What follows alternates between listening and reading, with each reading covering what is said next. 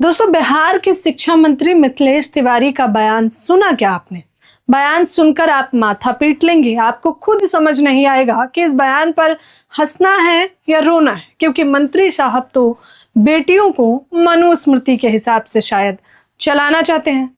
सबसे पहले आप उस बयान को भी सुनवाएंगे और उसके बाद छात्रों की चर्चा, जिसपे ग्राउंड जीरो पर जाकर मैंने खुद छात्रों से बात करी, उनका क्या बयान है, और फिर मंत्री साहब की एक अनोखी वीडियो जो सोशल मीडिया पर वायरल है वो भी दिखाएंगे। नमस्कार, मैं ज्योति यादव और आप देख रहे हैं हिंद समाचार। सबसे पहले आप मंत्री जी का ये बयान सुनिए।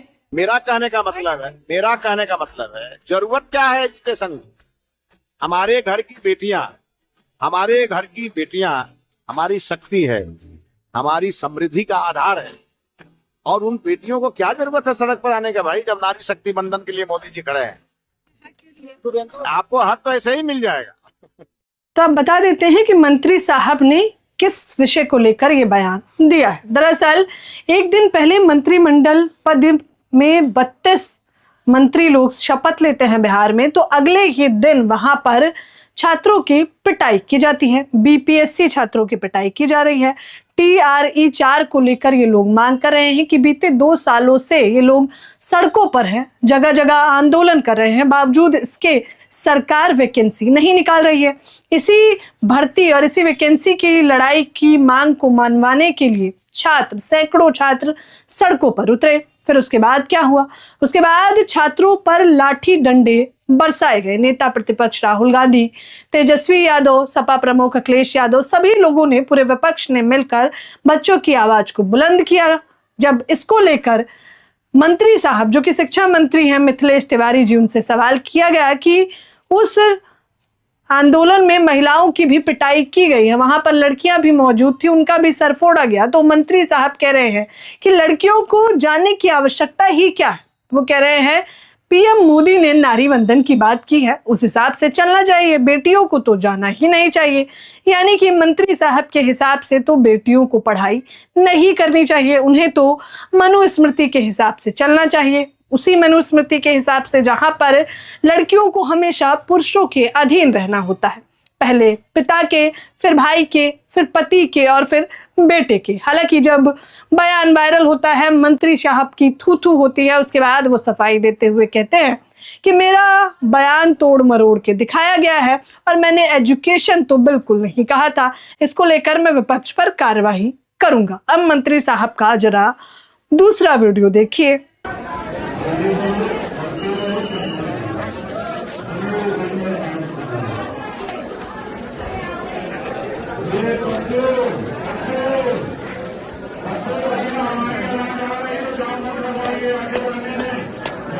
अब इस वीडियो में मंत्री साहब, जो आज शिक्षा मंत्री हैं बिहार के, मिथिलेश तिवारी जी, उनको देखिए वो किस प्रकार से एक मंदिर में पूजा पाठ करने गए हैं। पूजा पाठ करने गए हैं या पाखंड को बढ़ावा देने गए हैं, आप खुद देख लीजिए।